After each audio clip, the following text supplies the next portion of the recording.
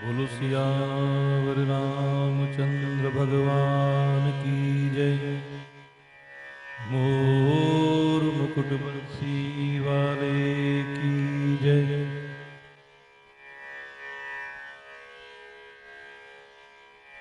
देखी व्याधि असाधन को परे उधरनी धुनि माथे। कहत परम आरत बचन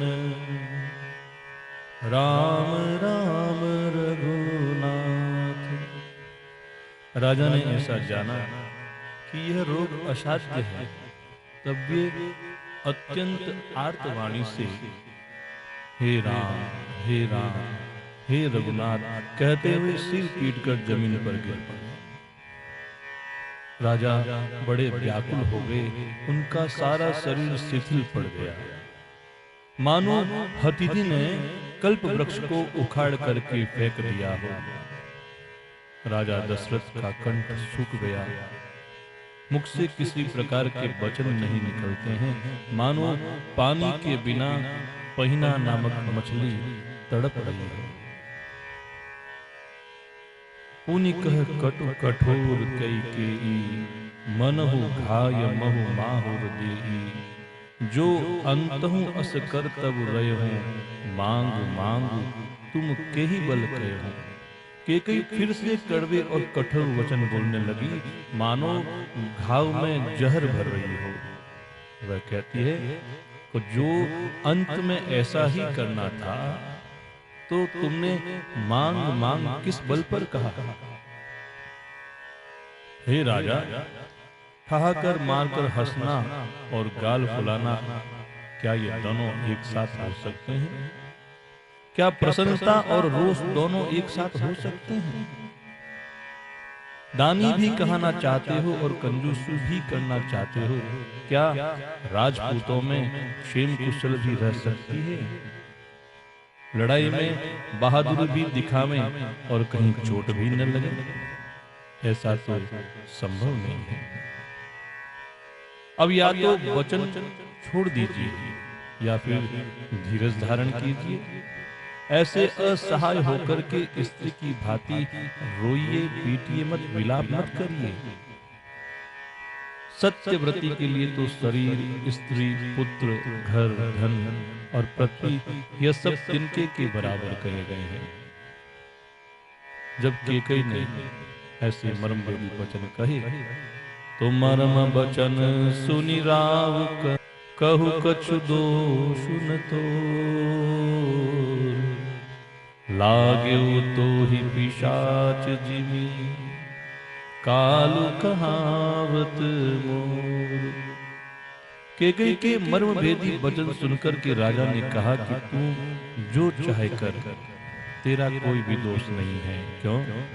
क्योंकि मेरा काल तुझे मानो पिशाच होकर के लग गया है और वही तुझसे यह सब कुछ कहला रहा है। भरत तो भूलकर भी राजपद कभी चाहेंगे नहीं, ऐसा मैं जानता हूं।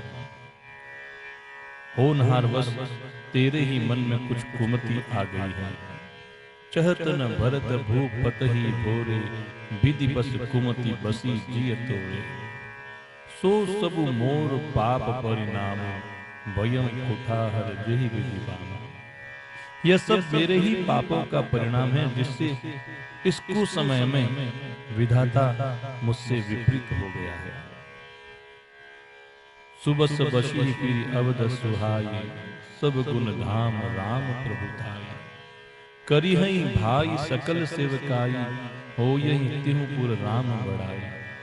तो तेरी उजाड़ी हुई यह सुंदर अयोध्या फिर से भली भांति बसेगी और समस्त गुणों के धाम श्री राम की प्रभुता भी रहेगी।